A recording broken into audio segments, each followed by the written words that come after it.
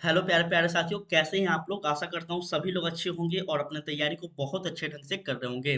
प्यारे साथी, यह एनसीईआरटी का क्लासेस चलाया जा रहा है, जिसमें आपको बता दें कि यह क्लास आपका सीटेट जुलाई को ध्यान में रखकर चलाया जा रहा है। साथ में बीपीएससी टीआरई 3 और 4 को ध्यान में रखकर चलाया जा रहा है, क्योंकि आप सभी लोग लगातार देख रहे होंगे कि एनसीईआरटी का जो है कितना ज़्यादा रोल होने लगा है। सीटेट की बात की जाए या फिर आपका भारत के कोई भी राज्य में शिक्षक भर्ती एग्जाम की बात की जाए, एनसीईआरटी से डायरेक्ट क्वेश्चन आ रहे हैं। तो इस पर्पज से आपका जो है यहाँ पे पूरा डिटेल में सारा का सारा एनसीईआरटी कवर करवाया जा रहा है। और साथ में आपको बता दें कि शाम को 4 बजे आपका जो है बीपीएससी टीआरई 3 और 4 को ध्यान में रखकर जीके जीएस के क्लासेस भी चलाए जा रहे हैं, तो आप लोग उसे भी जरूर देखें।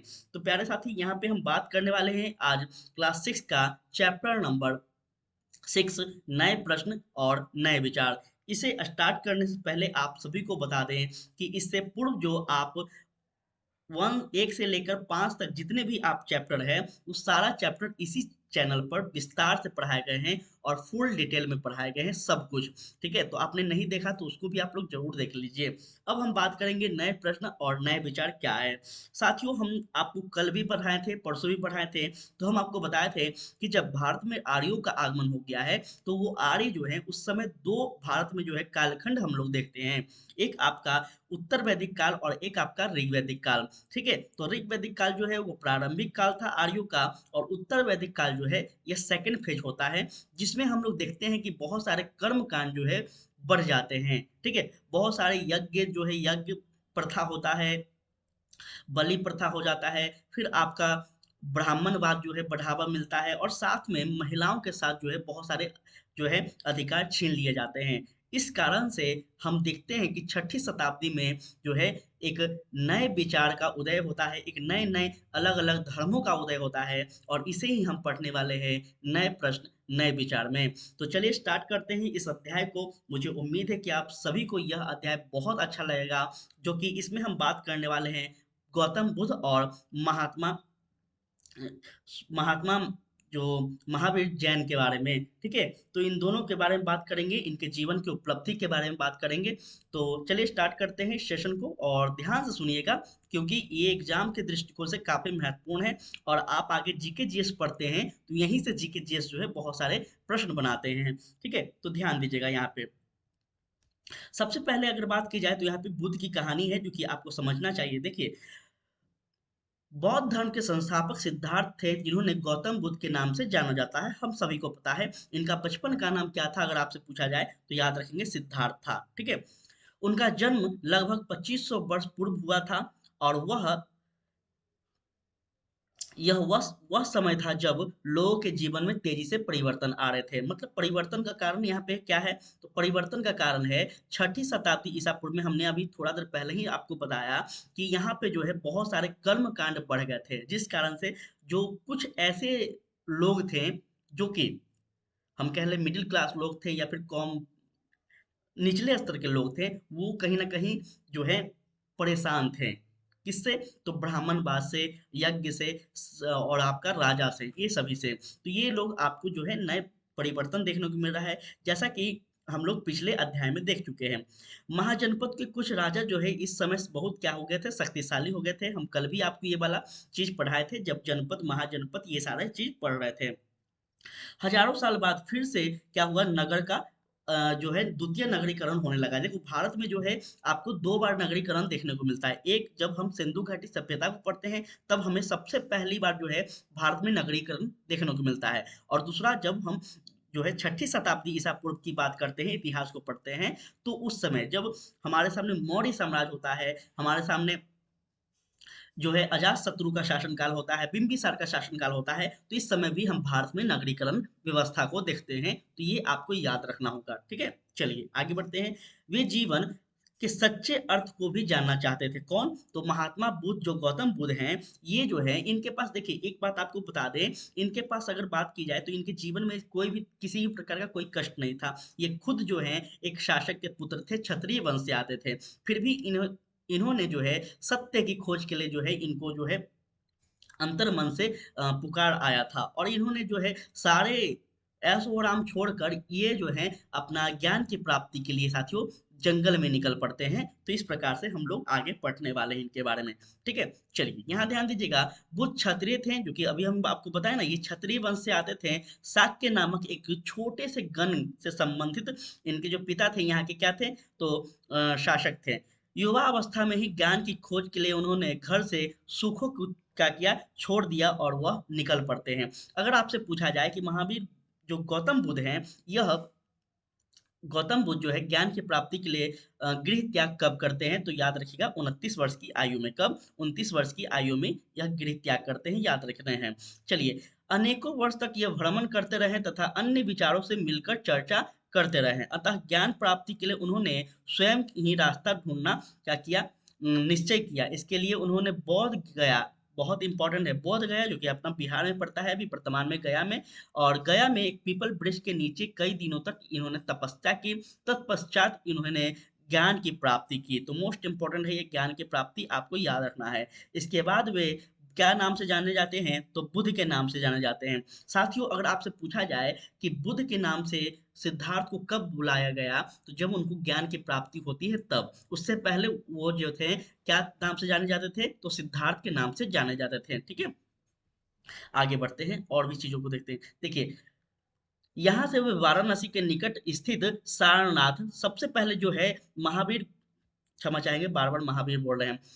सबसे पहले गौतम बुद्ध जो है यह ज्ञान प्राप्ति के बाद कहाँ अपना उपदेश देते हैं, तो आपको याद रखना है सारनाथ में सबसे पहले। अब आपसे पूछ दिया जाएगा कि सारनाथ में भी किसको दिया गया था, तो प्यारे साथियों जब हम आगे स्टैंडर्ड बुक को पढ़ेंगे तब आपको वहां पे डिटेल में बताएंगे, लेकिन थोड़ा सा आपको बताते हैं कि जब गौतम बुद्ध ज्ञान की प्राप्ति के लिए निकलते हैं तो इनके साथ 5 और ब्राह्मण होते हैं। ठीक है, 5 और ब्राह्मण होते हैं, लेकिन ये पांचों ब्राह्मण किसी कारण से जो है इनका साथ छोड़ देते हैं। कारण क्या था, तो कारण यह था कि गौतम बुद्ध जो है कमजोर पड़ने लगते हैं, उनका शरीर जो है, उनका बॉडी जो है कमजोर पड़ने लगता है, जिस कारण से एक कन्या के हाथों से वो खीर खा लेते हैं।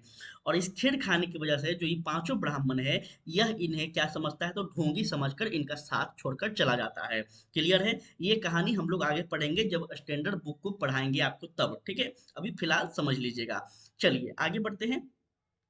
तो यही पांचों ब्राह्मण को सबसे पहले गौतम बुद्ध जो है ज्ञान प्राप्ति के बाद शिक्षा देने का जो है जाते हैं, शिक्षा देने, उपदेश देने। ठीक है, कुशीनारा में इनकी मृत्यु हो जाती है। पहले जो है शेष जीवन उन्होंने पैदल एक ही स्थान से दूसरे स्थान की यात्रा करने और लोगों को शिक्षित देने के लिए जो है घूमते रहते थे। अब एक मिनट ये आप लोग जान लीजिएगा कि कुशीनारा कहाँ है, तो कुशीनारा भी आज के समय में आपका उत्तर प्रदेश में पड़ता है। ठीक है, कुशीनारा जो कि अंतिम बार यहीं पे उनका मृत्यु होता है, मतलब अंतिम क्षण यहीं पे बीतता है। और सबसे पहले जो है उन्होंने अपना उपदेश भी दिया था कहाँ पे, तो ये आपका सारनाथ जो कि वर्तमान में यूपी में ही पड़ता है। तो ये दोनों क्षेत्र जो कि भगवान गौतम बुद्ध से संबंधित है और दोनों महत्वपूर्ण स्थान है जो कि यूपी में पड़ता है, याद रखिएगा। ठीक है, चलिए आगे बढ़ते हैं। यहाँ ध्यान दीजिएगा, बुद्ध ने शिक्षा दी कि यह जीवन कष्टों से और दुखों से भरा है और ऐसा हमारी इच्छा और लालसाओं से के कारण ही होता है, जो कि बिल्कुल सत्य है। देखिए, भगवान गौतम बुद्ध का जो शिक्षा है, उस शिक्षा में सबसे महत्वपूर्ण शिक्षा यही है कि उन्होंने बताया है कि जो मानव का जीवन है, जो मनुष्य का जीवन है, ये दुखों से भरा है। और इस दुख का कारण क्या है, तो हमारी इच्छा है, हमारी लालसा है। क्लियर है? क्योंकि हमारे लिए सबसे महत्वपूर्ण है और सबसे ज्यादा दुखों का कारण सच में है। अगर हमारी कोई इच्छा नहीं होगा तो हम हमारे पास कोई तकलीफ नहीं होगा। जैसे हम सबको क्या है, आप सभी को एक शिक्षक बनना है। अब शिक्षक बनने के लिए बहुत सारा संघर्ष करना पड़ रहा है, बहुत सारी इच्छाएं हैं, जो कि यही आपका दुख का कारण है। क्लियर है? आगे आप शिक्षक बन जाएंगे फिर भी आपके पास दुख होगा ही, क्योंकि शिक्षक एकमात्र गोल नहीं है आपके, उसके बाद भी आपको बहुत सारी चीज जो है अचीव करना होगा। तो ये सारे क्या है, लालसाएं और इच्छा, जो कि हमारे मनुष्य में ये जो है सबसे महत्वपूर्ण चीज है, लालसा और इच्छा, क्योंकि जब तक मनुष्य है तब तक होगा ही होगा। ये कौन कहते हैं, तो भगवान गौतम बुद्ध कहते हैं। ठीक है, चलिए और आगे चीजों को समझते हैं, थोड़ा सा इसको साफ कर देते हैं। चलिए ध्यान दीजिएगा यहाँ पे, कभी कभी हम चाहते हैं कि हम वह प्राप्त कर लें, लेकिन बाद में संतुष्ट नहीं हो पाते। हमने अभी क्या बोला, यही तो बोला। अगर हम जो है चाह रहे हैं वो प्राप्त कर लिए फिर भी हम संतुष्ट नहीं हो पाते, क्यों? क्योंकि जब हम जो चीज को आसानी से अचीव कर पाते हैं फिर हमारा जो टारगेट होता है उससे भी ज्यादा हो जाता है। ठीक है, अभी हम आपको बोले ना आप टीचर बन जाएंगे तो टीचर में भी संतुष्ट नहीं रहेंगे, आप सोचेंगे कि और भी हम पैसा कमाएं और भी हम जो है अलग अलग चीजों से जो है कुछ कर सके। ये होता है क्या? तो मनुष्य का लालसा इच्छा। क्लियर है? वस्तुओं को पाने की इच्छा करने लगते हैं। बुद्ध ने इसे क्या कहा है तो याद रखिएगा, बहुत इंपॉर्टेंट है और कई बार क्वेश्चन पूछा जाता है कंपटीशन एग्जाम में। बुद्ध ने इस बात को, इस उपदेश को किस नाम से पुकारा है? तो यहाँ पे लिप्सा नामक, ठीक है, लिप्सा का मतलब होता है तृष्णा। तृष्णा मतलब इच्छा। ठीक है, इच्छा या फिर लिप्सा कह ले, एक ही बात है। ठीक है, यह प्राकृत भाषा में ही इसलिए लिप्सा कहा गया है, याद रखेगा। बुद्ध ने शिक्षा दी कि आत्म संयम अपनाकर हम ऐसी लालसा से मुक्ति पा सकते हैं। मतलब कि आप क्या कर सकते हैं? आत्म संयम, अर्थात आत्म संयम का मतलब है कि आप अपने क्या कर लीजिए तो इंद्रियों पर, किस पे? इंद्रियों पर काबू कर लीजिए। तो अगर इंद्रियों पर काबू हो जाएगा तो हमें कोई किसी भी प्रकार की लालसा नहीं होगी। ठीक है साथी, तो याद रखिएगा ये बहुत ज्यादा इंपॉर्टेंट है। अब चलिए आगे हम लोग और भी चीजों को समझते हैं, थोड़ा सा यहाँ पे इसे साफ कर देते हैं। चलिए, यहाँ और भी चीजों को समझना होगा हम सभी को। देखिएगा, एक यहाँ पे इंपॉर्टेंट पॉइंट है जो कि सारनाथ स्तूप, ये वाला आप फोटो देख पा रहे होंगे, यही है आपका सारनाथ स्तूप। देखिए, इस इमारत को स्तूप के नाम से जाना जाता है। किस इमारत को? ये वाला जो आप इमेज देख रहे हो ना, इस इमारत को आपका स्तूप के नाम से जाना जाता है। और यहीं पर बुद्ध ने अपना सर्वप्रथम उपदेश दिया था, जो कि ये वर्तमान में आपका उत्तर प्रदेश में पड़ता है, याद रखना है।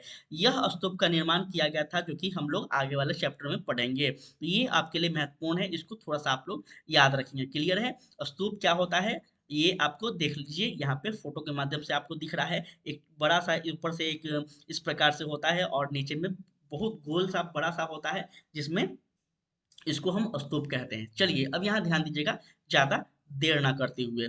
देखो, उन्होंने लोगों को दयालु होने तथा मनुष्य के साथ साथ जानवरों के जीवन का भी आदर करने की शिक्षा दी है। वे चाहते थे कि हमारे कर्मों के परिणाम, चाहे वो अच्छे हो या फिर बुरे, वर्तमान जीवन के साथ साथ वे बाद के जीवन को भी प्रभावित करती है। ये कौन चाहते थे? ये किनका उपदेश था? तो बुद्ध का। किसका? बुद्ध का उपदेश था साथियों, याद रखिएगा। ठीक है, बुद्ध ने अपनी शिक्षा सामान्य लोगों की प्राकृत भाषा में दी है, जो कि बहुत ज्यादा इंपॉर्टेंट है। और हम कल के क्लास में आपको जब पढ़ा रहे थे तो हम आपको बताए थे, उत्तर वैदिक काल पढ़ रहे थे, जब महाजनपद काल पढ़ रहे थे तब भी हम आपको बताए थे कि जो उस समय भारत की जो सबसे बड़ी जो धार्मिक आंदोलन का कारण था वो यही था कि जो कुछ गिने चुने लोग थे वो क्या थे, तो उनका एक अलग भाषा था, जिस और वो भाषा संस्कृत था, जिस कारण से भारत के जो मूल निवासी थे, भारत के जो सबसे ज्यादा समूह वाले लोग थे, जो कि हम मध्य वर्ग कहते हैं जिनको, उनको जो है इससे अलग कर दिया गया था, क्योंकि मध्य वर्ग जो लोग थे वो प्राकृत भाषा के जाने माने थे, वो संस्कृत नहीं बोल पाते थे। संस्कृत कौन सा शब्द था? तो पढ़े लिखों का शब्द था। ठीक है, पढ़े लिखों का भाषा था। क्लियर है? तो इस कारण से साथियों, और बौद्ध धर्म या फिर जैन धर्म की बात कर ले तो यह इतना ज्यादा प्रचलित होने का सबसे बड़ा कारण था कि यह जो धर्म है, यह आम बोलचाल की भाषा को जो है अपनाता है। क्लियर है? तो आपसे पूछा जाए कि बौद्ध धर्म या फिर जैन धर्म का जो बोलचाल की भाषा था कौन सा था, तो प्राकृत भाषा। ठीक है, चलो आगे बढ़ते हैं। देखिएगा, बुद्ध ने कहा कि लोगों को किसी शिक्षा को केवल इसलिए नहीं स्वीकार करना है कि वे उनका उपदेश है। मतलब बुद्ध कहते हैं कि कोई ऐसा ना मान ले कि हम बुद्ध हैं तो हमारे लिए, हमारे पे एहसान कर कर हमारी शिक्षा को ग्रहण करे, नहीं, या फिर मोटिवेट होने के लिए हमारा शिक्षा नहीं लेना है, बल्कि इसलिए लेना है कि वे अपने विवेक से मापे। ठीक है, मतलब विवेक से मापे मतलब अपने स्वार्थ के लिए नहीं लेना है। ठीक है, वो किस लिए ले, मतलब वो जीवन से अलग होना चाहते हैं, वो सांसारिक दुखों से अलग होना चाहते हैं, तब हमारा उपदेश ले। क्लियर है? ये कौन कह रहे हैं प्यारे साथी? तो ये बुद्ध कह रहे हैं, हम नहीं कह रहे हैं। ठीक है, ये सारे बात आपको याद रखना है। चलिए यहाँ पे थोड़ा सा आपको एक महत्वपूर्ण कहानी है जो कि आपको सुनना होगा, समझना होगा। ये कहानी है आपका किस्सा गोमती की कहानी। इस किस्सा गोमती में क्या कहानी है, थोड़ा सा हम आपको संक्षिप्त में बता देते हैं फटाफट। देखो, यह बुद्ध के विषय में एक प्रसिद्ध कहानी है। एक समय की बात है जब किस्सा गोमती नामक एक स्त्री जो है, इसका पुत्र जो है मर जाता है, मृत्यु हो जाता है इसका।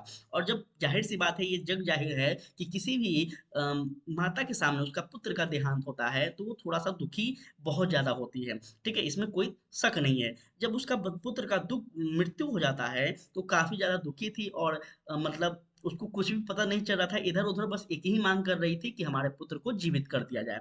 ठीक है, एक व्यक्ति जो है उसको सलाह देता है किसको, किसा गोमती को, कि उसको बुद्ध के पास जाना चाहिए। यह किसा गोमती जो है अपने बच्चों को लेकर बुद्ध के पास पहुंचती है। बुद्ध ने कहा, ठीक है, बुद्ध क्या कहते हैं इस किसा गोमती से सुनिएगा।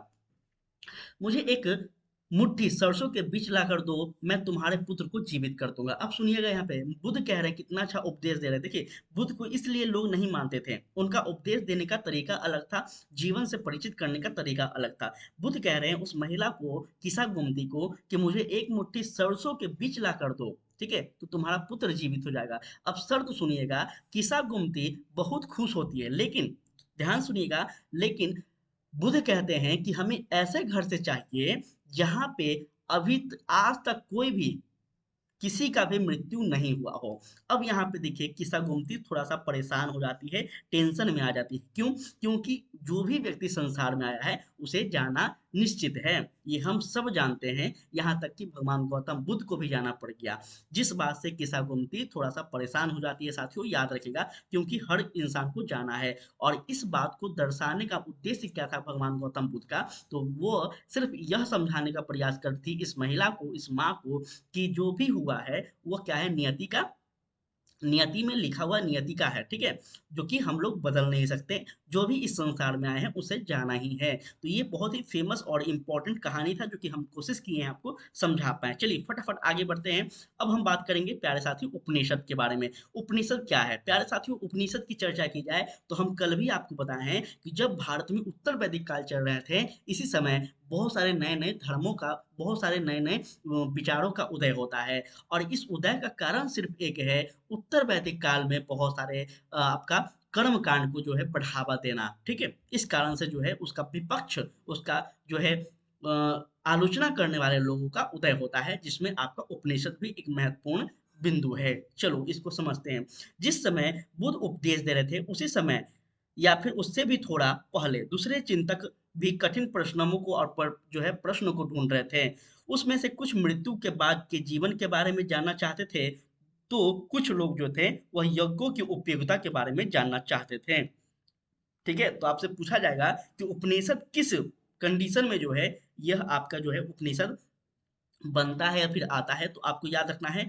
इससे जो उपनिषद जो है इसको दो कंडीशन में लोग जो है खोज कर रहे थे। एक, कि जो भी मृत्यु होता है, जिस व्यक्ति का मृत्यु होता है, तो उस मृत्यु के बाद जो जीवन है वो कहाँ जाता है। ठीक है, पहला।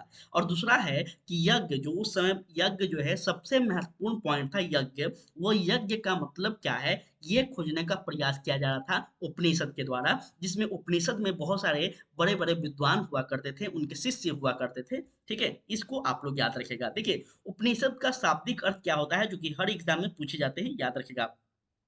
उपनिषद का शाब्दिक अर्थ होता है, जो कि याद रखेगा, गुरु के समीप बैठना। क्या? गुरु के समीप बैठना।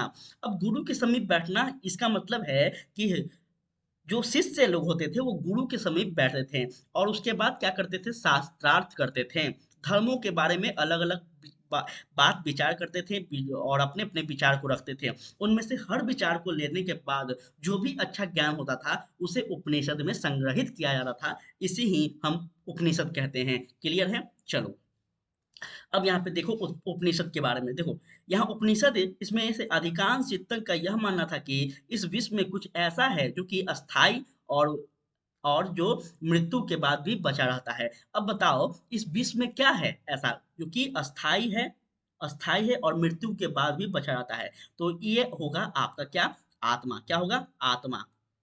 आप देखोगे आत्मा जो है, ये हम सब जानते हैं कि आत्मा क्या है, अमर है, अमर है, ऐसा कहते हैं। तो ये पहला पॉइंट था जो कि उपनिषद में खोज में मिल चुका है उनको। उन्होंने इसका वर्णन आत्मा तथा ब्रह्मा अथवा सार्वभौम आत्मा के रूप में किया है। वे मानते थे कि आत्मा तथा ब्रह्मा एक ही है। तो ये आपसे पूछ देगा लाइन कि आत्मा तथा ब्रह्मा एक ही है, यह कथन किसका है? तो प्यारे साथी, यह कथन उपनिषद का है। ठीक है, याद रखिएगा। ऐसे कई विचारक का संकलन जो है उपनिषद में हमें मिलता है, और इसे ही जो बहुत सारे विचारों का संग्रह, ध्यान से सुनिएगा, जो बहुत सारे विचारों का संग्रह, इसे ही हम बाद में उपनिषद के नाम दे दिए हैं। तो उपनिषद क्या होता है अब आप जान गए होंगे, मुझे उम्मीद है।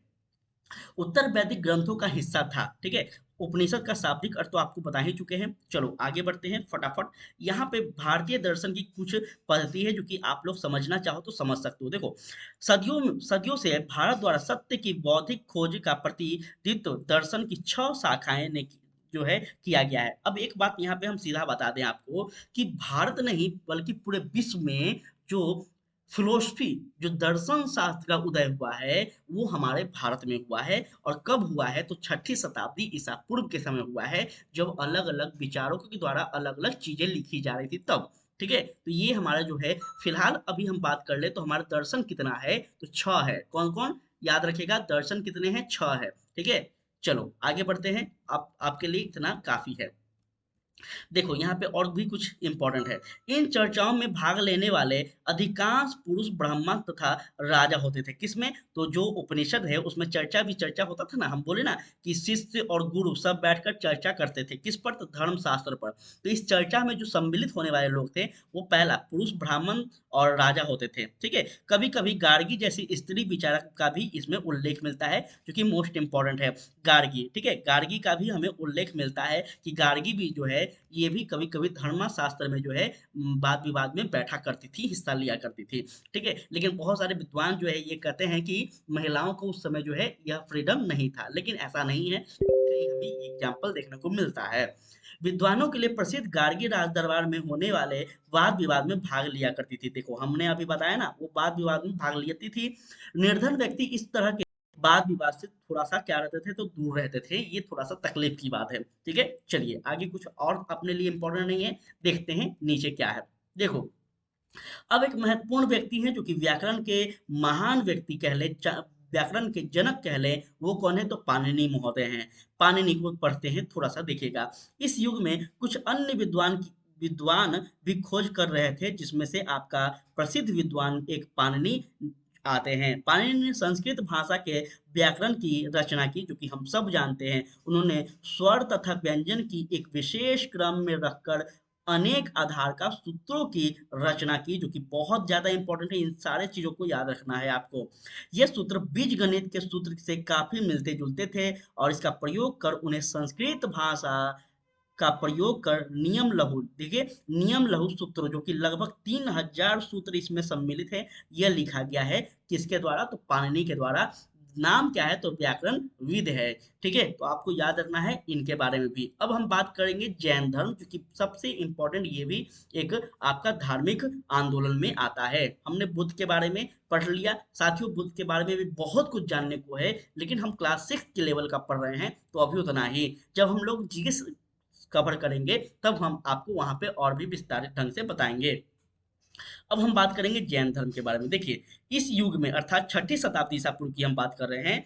इसी युग में लगभग 2500 वर्ष पूर्व जैन धर्म की 24वें तथा अंतिम तीर्थकर, जो कि वर्धमान महावीर ने भी क्या किया? अपने विचार का प्रसार किया। ठीक है, वह वज्जी संघ के लिच्छवी कुल के एक क्षत्रिय राजकुमार थे। देखो, दोनों के दोनों दोनों बड़े धार्मिक आंदोलन के नेता, एक सिद्धार्थ गौतम बुद्ध थे, और दूसरा आपका वर्धमान महावीर। दोनों कौन है? तो राजा के पुत्र हैं, क्षत्रिय कुल के हैं, लेकिन साथ ही यह देख रहे हैं कि समाज में अगर गलत हो रहा है, तो ये अपने आप को अलग करके एक नया पहचान दे रहे हैं समाज को, न आईना दिखाने का। और यही होता है एक सच्चे राष्ट्रभक्त, एक सच्चे व्यक्ति का पहचान, जो कि हम सभी को ये इनसे कुछ सीखना चाहिए।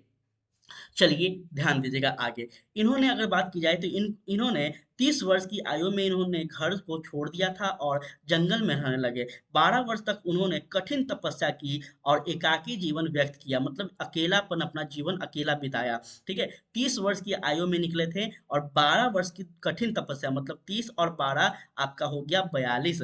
42 वर्ष तक इन्होंने कठिन तपस्या किया साथियों, और से उसके बाद इनको जो है ज्ञान की प्राप्ति होती है। तो देखिए कितना ज्यादा स्ट्रगल इनको करना पड़ा था, ये हम सब समझ रहे हैं। चलो आगे बढ़ते हैं। इनकी शिक्षा की बात की जाए तो इनकी शिक्षा जो है सरल थी, लेकिन सरल कहने को है, इनकी शिक्षा हम लोग आगे पढ़ेंगे काफी ज्यादा कठिन था। इनकी शिक्षा की बात की जाए तो बौद्ध धर्म से काफी ज्यादा कठिन शिक्षा माना जाता है, ऐसा हम नहीं विद्वानों का कहना है।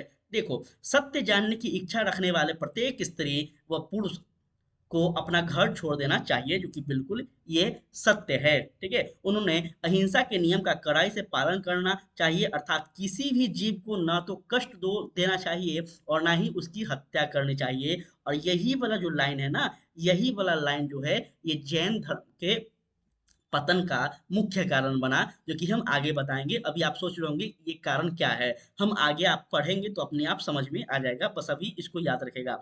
महावीर का कहना था सभी जीव जीना चाहते हैं, जो कि सच है। हमारा जैसा हमारा जीवन है वैसा ही सभी का है, चाहे वो छोटा से छोटा जीव ही क्यों ना हो। ये बिल्कुल सत्य था उनका विचार, जो कि हम मानते हैं। ठीक है, लेकिन संभव नहीं था आम जनता को ये मानना। देखो कैसे पता चलेगा आपको, देखो, सभी के लिए जीवन प्रिय है। महावीर ने अपनी शिक्षा प्राकृत में दी थी, जो कि हम लोग थोड़ा देर पहले ही आपको बताया ना हम, कि बौद्ध धर्म हो या फिर जैन धर्म, दोनों का जो शिक्षा दीक्षा का भाषा है, वो लैंग्वेज कौन सा है, तो प्राकृत। क्यों? क्योंकि इस समय जो भी आम जनमानस है, इनका जो बोलचाल की भाषा है ये प्राकृत है। क्लियर है? चलो आगे बढ़ते हैं।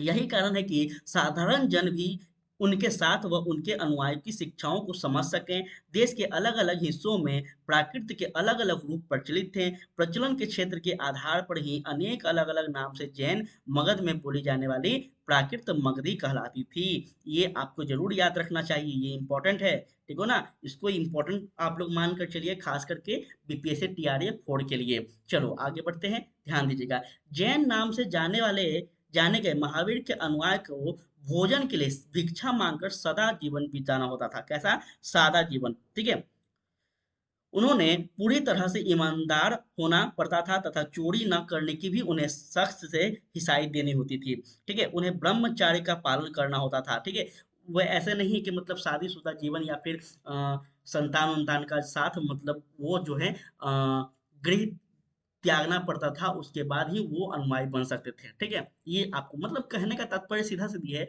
कि मोह माया का त्याग करके ही आप सत्य की खोज के लिए निकल सकते हैं। ये किनका कहना था? तो भगवान गौतम बुद्ध और महावीर दोनों का कहना था। ठीक है, चलो।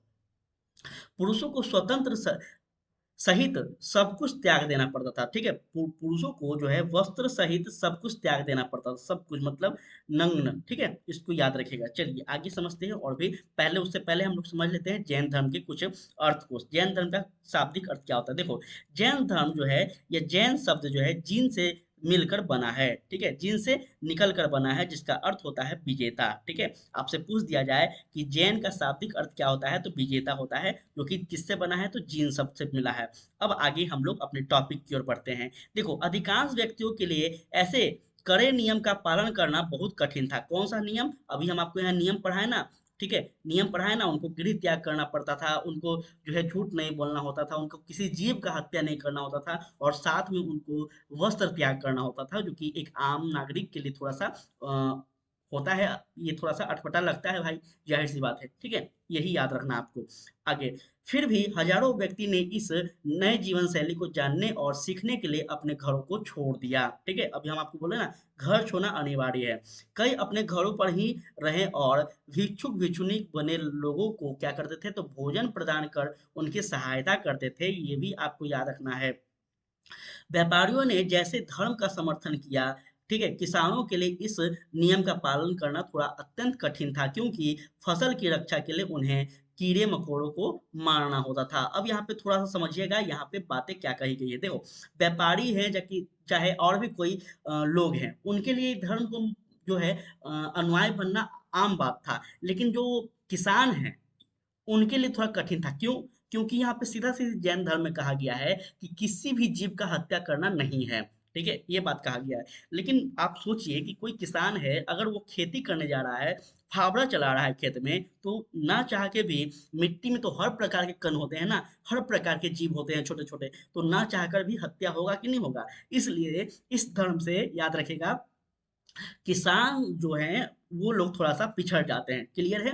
बाद की सदियों में जैन धर्म उत्तर भारत के कई हिस्सों में जो है बढ़ जाता है, जैसे गुजरात हो गया, तमिलनाडु, कर्नाटक तक फैल जाता है। महावीर तथा उनके अनुयायी की शिक्षा कई शताब्दी तक मौखिक रूप में चली थी। ये आपको याद रखना है, मौखिक रूप में चली थी। कोई भी इनके पास लिखित जो है ग्रंथ वगैरह नहीं था। ठीक है। कब बनता है तो याद रखिएगा, इनका जो है लगभग 150 साल पूर्व गुजरात में बल्लभी नामक स्थान पर जो है इनका जो है लिखित जो है लिखी गई थी इनका ग्रंथ। ठीक है, ये आपको याद रखना है। किसके बारे में हम लोग पढ़ चुके हैं, जैन धर्म के बारे में। अब हम बात करेंगे संघ। संघ क्या होता है, देखो, आप देखेंगे बौद्ध धर्म का एक अपना संघ है, जैन धर्म का अपना संघ है, और भी बहुत सारे संघ हैं। ठीक है। तो संघ होता क्या है, देखो, महावीर तथा बुद्ध दोनों का ही मानना था कि घर का त्याग करने पर ही सच्चे ज्ञान की प्राप्ति हो सकती है, और ऐसे लोगों के लिए उन्होंने संघ नामक संगठन बनाया था, जहां पर घर त्याग करने वाले लोग जो है एक साथ रहा करते थे। क्लियर है, इसी को हम संघ कहते हैं। संघ में रहने वाले बहुत भिक्षुक के लिए बनाए गए नियम, जो कि विनय पिटक, मोस्ट इंपोर्टेंट है, विनय पिटक नामक ग्रंथ कहलाता था। और विनय पिटक में हमें पता चलता है कि संघ में पुरुष और स्त्री के रहने की अलग अलग व्यवस्था थी। तो मोस्ट इंपॉर्टेंट ये लाइन है, जो कि आपको समझना होगा। आपसे पूछ देगा कि बौद्ध ग्रंथ में, बौद्ध ग्रंथ के किस ग्रंथ में, धार्मिक ग्रंथ में जो है पुरुष और स्त्री के रहने की जो व्यवस्था है अलग अलग बताई गई है। वैसे बौद्ध धर्म की ग्रंथ जो है बहुत सारा है, तो आपको याद रखना है विनय पिटक में ये साफ साफ दर्शाई गई है। ठीक है। चलो, और थोड़ा सा हम लोग सामाजिक व्यवस्थाओं को समझ लेते हैं। उस समय देखो, सभी व्यक्ति संघ में प्रवेश ले सकते थे। हालांकि संघ में प्रवेश लेने के लिए बच्चों को अपने माता पिता से जो है आज्ञा लेना होता था। अगर कोई दास है तो अपने स्वामी से आज्ञा लेगा। राजा के यहाँ काम करने वाले लोग जो है राजा से आज्ञा लेंगे। कर्जदार कोई है तो वो देनदार से अनुमति लेगा। और एक स्त्री जो है वो अपने पति से क्या लेगी, अनुमति लेगी। किस लिए, तो संघ में प्रवेश के लिए। ठीक है, किस लिए, संघ में प्रवेश के लिए जो है यहाँ पे कुछ नियम है। नियम क्या है, अगर कोई भी व्यक्ति किसी के अंडर में है तो उससे पहले परमिशन लेना होगा। चाहे पुत्र है, चाहे कोई बच्चा है तो उसको माता पिता से, चाहे कोई दास है तो अपने अपने मतलब राजा से, चाहे कोई पत्नी है तो पति से, इस प्रकार से। क्लियर है। चलो, संघ में प्रवेश लेने वाले स्त्री पुरुष बहुत सादा जीवन जीते थे। वे अपना अधिकांश समय जो है ध्यान करने के लिए जो है बिताते थे, और दिन के एक निश्चित समय में वह क्या है, तो शहरों में तथा गांवों में जाकर भिक्षा भी मांगते थे। क्लियर है, यही उनका कार्य था। यही कारण है कि उन्होंने भिक्षुनी तथा भिक्षुनी कहा गया। भिक्षुनी और भिक्षुनी मतलब साधु और भिखारी कहा गया, क्योंकि एक प्राकृत शब्द है। वे आम लोगों को क्या करते थे, तो शिक्षा देते थे, और साथ ही एक दूसरे की सहायता भी किया करते थे। तो ये बात आपको याद रखना है। चलिए, और कुछ हम लोग जानते हैं। देखो, किसी तरह से किसी तरह की आपसी लड़ाई का निपटारा करने के लिए वे प्रायः बैठक किया करते थे। अगर मान के चलो, देखो एक जगह लोग हैं तो जाहिर सी बात है कि थोड़ा सा उठापटक होता है। मान कर चलिए संघ में कुछ लोग हैं और उनको किसी प्रकार से कोई मतलब बात विवाद हो गया, तो इस बात विवाद का निपटारा के लिए भी कुछ उपाय था संघ में। वो उपाय क्या था, तो वो आपस में बैठक कर कर ये बात को सुलझाया करते थे। ये इंपॉर्टेंट है, आपको याद रखना है। संघ में प्रवेश लेने वाले में ब्राह्मण भी थे, क्षत्रिय थे, व्यापारी थे, मजदूर थे, नाई थे, मतलब सभी जो है सभी वर्ग इसमें शामिल लगभग लगभग थे ही उस समय के। ठीक है, इसको याद रखना है। अब आपने को जो है यहाँ नेक्स्ट पॉइंट है जो कि बिहार। यहाँ बिहार समझिएगा। देखिए, बिहार को समझना है हम लोग को पहले, उसके बाद आपको ऊपर वाला समझाएंगे। देखो बिहार क्या होता है, बहुत इंपॉर्टेंट है। इस बिहार से ही अपना बिहार निकला है। ठीक है, ये अभी वर्तमान वाला जो बिहार देख रहे हैं ना आप, इस बिहार से ही निकला है, जो कि आप समझ जाएंगे अभी थोड़ा देर में। देखो, जैन तथा बौद्ध भिक्षुक पूरे साल एक ही स्थान से दूसरे स्थान घूमते थे। ठीक है, एक स्थान से दूसरे स्थान घूमते थे, उपदेश दिया करते थे। केवल वर्षा ऋतु में जब यात्रा करना जो कठिन होता था, तो वो क्या करते थे, वे एक स्थान पर ही निवास किया करते थे। और इस निवास स्थान को ही क्या कहा गया था, थी बिहार कहा गया है। क्यों, देखो यहाँ समझ में आ जाएगा आपको। ऐसे समय वे अपने अनुयायी द्वारा उद्योगों में बनाए गए अस्थायी निवास में क्या करते थे, निवास किया करते थे, जैसे पहाड़ी क्षेत्र प्राकृतिक गुफा में रहते थे। देखो यहाँ पे आपको यहाँ पे गुफा दिख रहा है ना, प्राकृतिक गुफा। देखो पहाड़ी को काट कर बनाए गए गुफा, यह क्या है आपको दिख रहा होगा, जो कि वर्तमान में कहाँ है तो महाराष्ट्र में है। ठीक है, ये आपको याद रखना है। यहाँ पे भिक्षु और भिक्षुणी रहा करती थी, शरण लिया करती थी, कब, वर्षा ऋतु में। ठीक है, अब यहाँ पे तुम समझोगे। जैसे जैसे समय बीतता गया, भिक्षुणी और भिक्षुणियों ने स्वयं तथा उनके समर्थकों ने अधिक अस्थायी क्या कर दिया, शरण स्थल की आवश्यकता का अनुभव किया। तब कई शरण स्थल बनाए गए जहां विहार के नाम से जाना गया। अब यह विहार जो है कैसे, मतलब कौन लोग देता था, देखो जैसे मानकर चलिए जो भिक्षुक है भिक्षुनी है वो अलग अलग राज्य में जाया करते थे उपदेश देने के लिए, क्लियर है, या फिर भिक्षा मांगने के लिए। तो जो भी उससे प्रभावित होते थे सेठ लोग, महाराजा लोग, उस समय बड़े बड़े धनी लोग, वो लोग क्या करते थे तो उपहार स्वरूप जो है या विहार को दिया करते थे, उनको रहने के लिए, ठहरने के लिए, खाने पीने की व्यवस्था, सब कुछ। ठीक है, तो यही आपका विहार कहलाया। चलो, बौद्ध ग्रंथ से ज्ञात होता है, क्या ज्ञात होता है देखते हैं। देखो, जिस तरह के महासागर से मिलने पर नदियों की अलग अलग पहचान समाप्त हो जाती है, ठीक उसी तरह बुद्ध के अनुयायी जब भिक्षुकों की श्रेणी में प्रवेश करते हैं तो वो अपना वर्ण, श्रेणी और परिवार सब त्याग देते हैं। ठीक है, मतलब सीधा सीधी आप समझ लो कि जब आपको संघ में प्रवेश लेना है तो सीधा हम बार बार आपको बोल रहे हैं कि आपको सारा मोह माया त्यागना होगा, चाहे आपका कोई भी वर्ण हो, कोई भी परिवार हो, कुछ भी हो,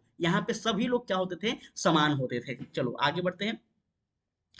देखो यहाँ पे ध्यान दीजिएगा, किसी धनी व्यापारी, राजा अथवा भूस्वामी द्वारा जो है दी गई दान में जो है भूमि को हम बिहार कहते थे, याद रखिएगा, बिहार का निर्माण होता था। क्योंकि अभी हम आपको बताए ना, बिहार को मतलब आज वर्तमान में आप देखिए, आज वर्तमान में कोई बड़े बड़े राजा महाराजा, मतलब समय उद्योगपति हैं, वो क्या करते हैं, अगर वो कोई धार्मिक स्थल पे जाते हैं तो ज्यादा से ज्यादा दान करते हैं, आप देखते होंगे, क्योंकि उनके पास है, हम लोग के पास नहीं है।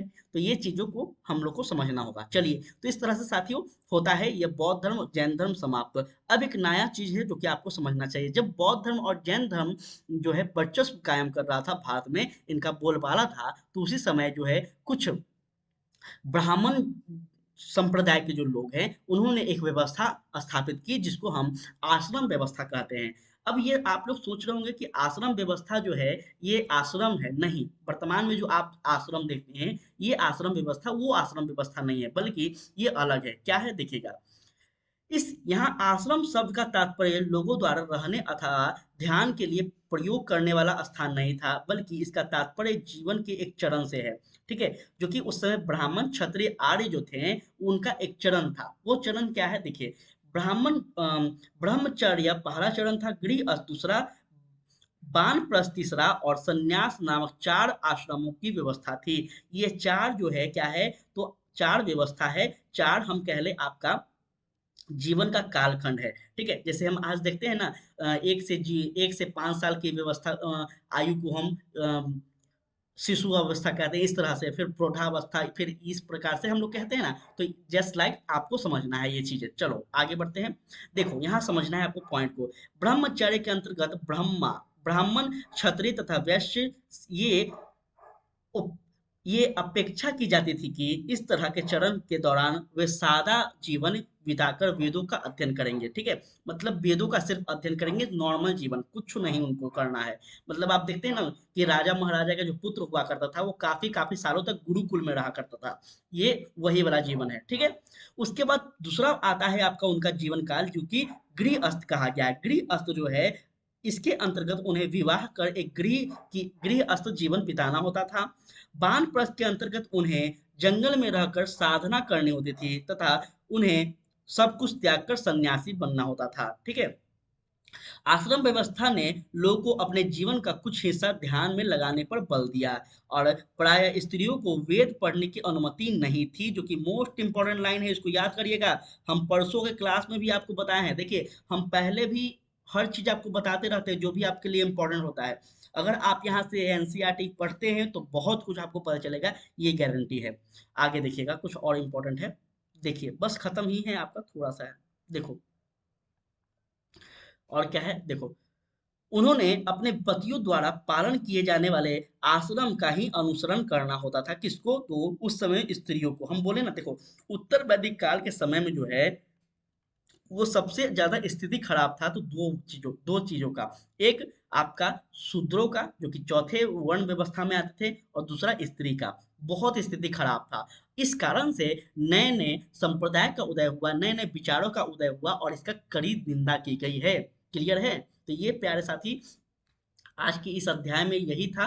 उम्मीद है कि आप सभी को ये चैप्टर नंबर 6 जो है नए विचार, नए विचार जो है ये समझ में आया होगा। देखिए कुछ उपयोगी शब्द है जो कि हम लोग बार बार इसमें पढ़े हैं। देखो यहाँ पे तृषा, तृषा का मतलब हम लोग बोले इच्छा, प्राकृत, प्राकृत भाषा, आत्मा, जो कि आत्मा क्या है, तो उपनिषद का मूल से खोज था, ब्रह्मा भी था उपनिषद का। जैन धर्म हम लोग पढ़े, अहिंसा को पढ़े, भिक्षुक पढ़े, संघ पढ़े, विहार पढ़े और आश्रम, ये सारे चीज हम लोग पढ़ लिए। एक एक कर कर आप लोग मिला लीजिएगा, सारा हम आपको पढ़ा चुके हैं। तो इस तरह से सारा क्लियर हो गया है। अब आपका जो है कुछ ऑब्जेक्टिव प्रश्न है जो कि आप लोग यहाँ पे पीडीएफ को देखकर ले लीजिएगा। देखिए कुछ इंपॉर्टेंट तिथियां हैं, ध्यान दीजिएगा। उपनिषद का जो विचारक है जैन महावीर तथा बुद्ध, ये लगभग 2500 वर्ष पूर्व इनका जो है समय था। और जैन ग्रंथों का लेखन जो है लगभग 150 साल पूर्व हुआ था, जो कि हम लोग ये सारे पढ़ चुके हैं। ठीक है, तो आपका क्लास जो है इस प्रकार से होता है समाप्त।